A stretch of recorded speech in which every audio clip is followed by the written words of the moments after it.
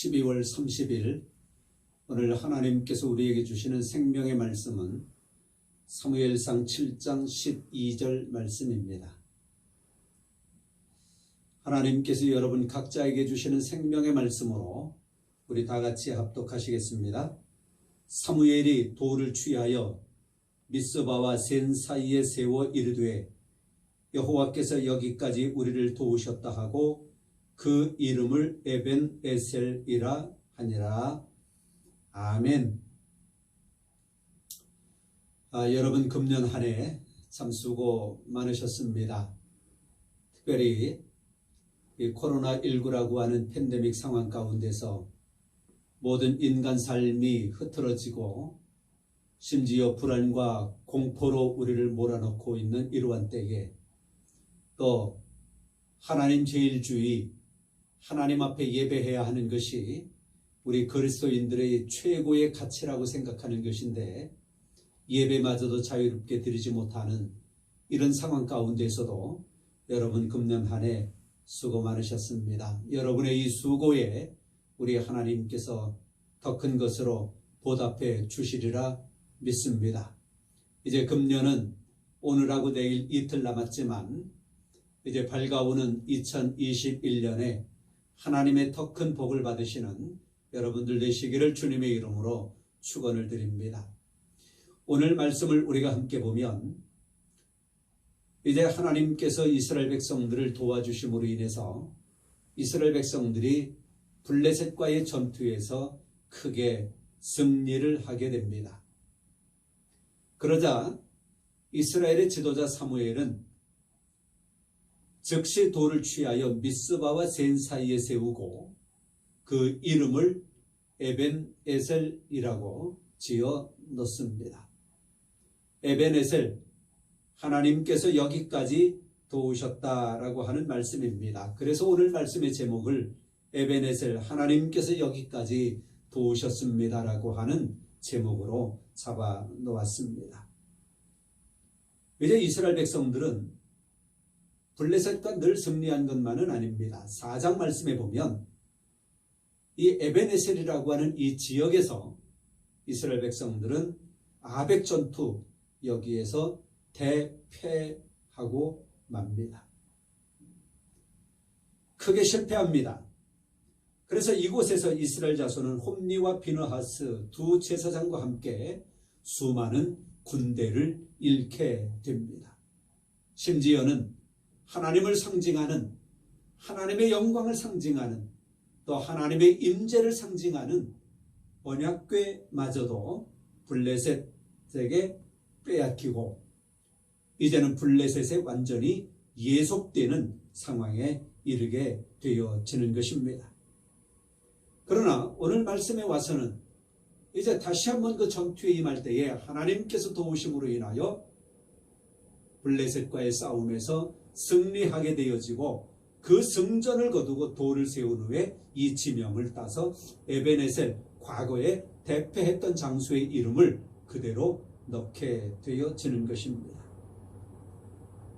왜 사무엘이 여기에 돌을 세우고 과거에 크게 실패한 아벡 전투의 그 현장을 기억하면서 에벤에셀이라고 하는 이름을 지어 놓았을까요? 여기에는 값진 의미가 있습니다. 하나는 즉시 하나님 앞에 감사하고자 했던 것입니다. 과거에는 그렇게 실패했지만 이제는 하나님의 도우심으로 인하여 우리가 승리했습니다. 하나님 감사합니다. 즉시 하나님께 감사의 표현을 하게 되는 것입니다. 우리도 이 세상을 살아가다 보면 우여곡절이 많습니다. 승리할 때가 있지만 패할 때가 있습니다. 성공할 때가 있지만 어떤 때에는 실패하기도 합니다. 그럴 때에 우리는 어떤 때에는 하나님을 원망하고 세상을 원망하고 자기 자신을 비판하기도 하지만 또 승리하고 성공할 때에는 감사한 마음을 우리가 갖게 되어지지요. 바라기는 오늘 사무엘이 즉시 돌을 취하여 하나님 앞에 감사의 표현으로 에베네셀 돌을 세웠던 것처럼 여러분들도 즉시 하나님 앞에 감사하는 여러분들 되시기를 바랍니다. 그래서 금년 한 해 이제 이틀 남았는데요, 이 모양 저 모양으로 우리가 이야기할 수 있겠지만 하나님께서 여기까지 우리를 인도해 오셨고 우리를 도우셨습니다. 이것에 대하여 우리는 하나님 앞에 감사해야 할 것입니다.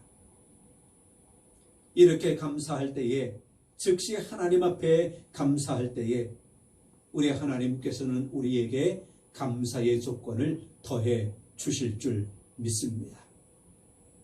또 하나 우리가 생각할 것은 하나님과의 관계 회복입니다. 회복하기 전에 우리는 늘 하나님과의 관계를 바르게 하고 살아야 되겠지요. 그러나 그러지 못할 때에는 즉시 관계 회복을 해 나아가야 할 필요가 있습니다. 이스라엘 백성들에게 하나님의 구원의 역사가 있을 때에 이것을 기념하고 후대에 기억시키기 위하여 돌을 취하여 기념비를 세우는 일은 오늘 이 본문의 말씀뿐만이 아니라 창세기 31장과 여호수아 4장 같은 데에 여러 번 기록이 되어지고 있습니다. 기념했다는 것입니다. 자기 자신에게 뿐만이 아니라 또 현재 살아가고 있는 이스라엘 백성들에게 뿐만이 아니라 후손들에게, 아직 태어나지도 아니한 후대들에게 그 하나님의 역사, 하나님의 통치, 하나님의 구원의 역사를 기념하고 알리고 전수하기 위하여 그들은 기념비를 세웠습니다. 사사시대 말기에 일시적으로 신앙 각성운동을 통하여 승리와 평화의 시대가 왔음을 우리가 보게 됩니다.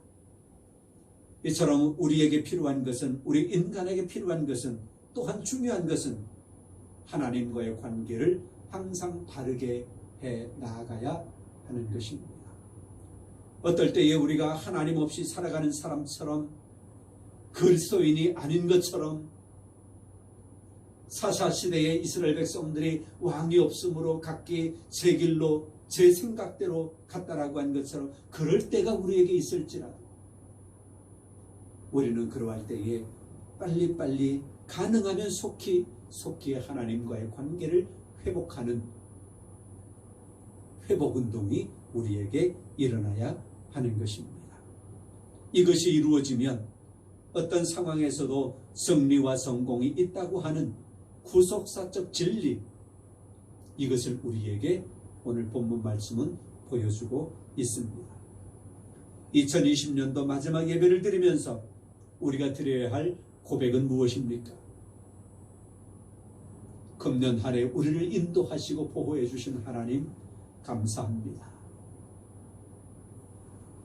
하나님과의 관계를 더욱더 끈끈하게 맺으면서 매 순간순간 하나님과의 관계를 바르게 하고 살아가겠습니다 라고 하는 신앙 고백이 금년 마지막 예배에 여러분에게 있어지기를 원합니다.